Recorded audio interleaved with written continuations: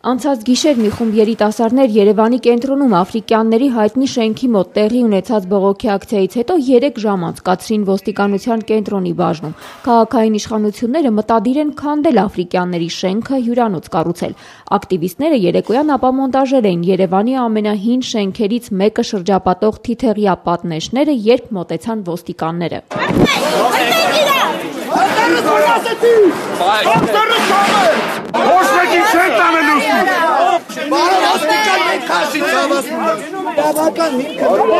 Բնական պահանջներ կացեք տալիք։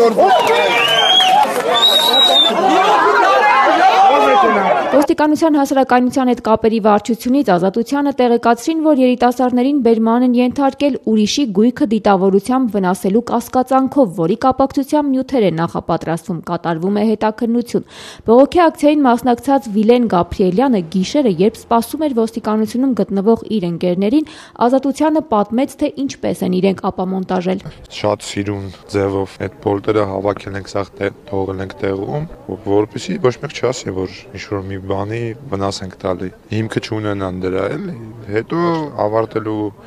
ժամանակ արդեն սկսեցին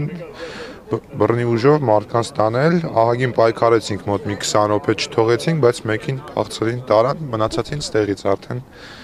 այդ նույն ձևի բռնի ուժով բերման են ենթարկել։ Իսկ ինչ են պահանջում ոստիկանները։ Ոչ մի բան բացարձակ, լուր։ Ուշ երեկոյան ոստիկանության կենտրոնի բաժին բերման ենթարկված քաղաքացիներից առաջինն ազատ արձակվեց Վահագն Գևորգյանը 3 ժամ ոստիկանությունում մնալուց հետո, գիշերը ժամը 2:10-ին։ Մինչև երևի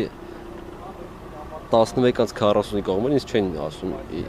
ասում ինչի համար եմ բերման ենթարկվել։ Մի ժամ անցել էր, դեռ չէին ասում։ Հա, ու չէին ասում բերման ենթարկված եմ, թե չէ։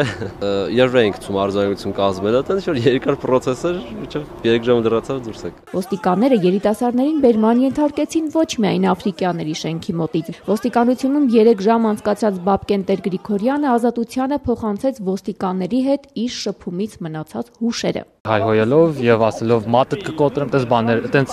էին իրանց պահում։ Ու ես ասում եմ, պարոն ոստիկան, իրավական հիմքեր չեք ներկայացրել, որ ինչի եք մեր ընկերներին տարել, ու այդ բանին ինձ էլ են բռնում տանում։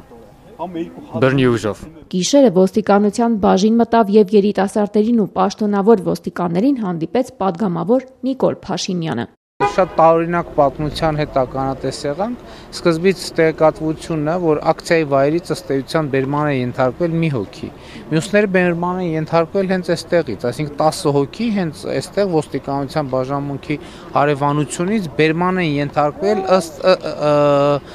ուժի գործադրման։ Անհասկանալի է, թե ինչու են մարդկանց ուժով բերման ենթարկում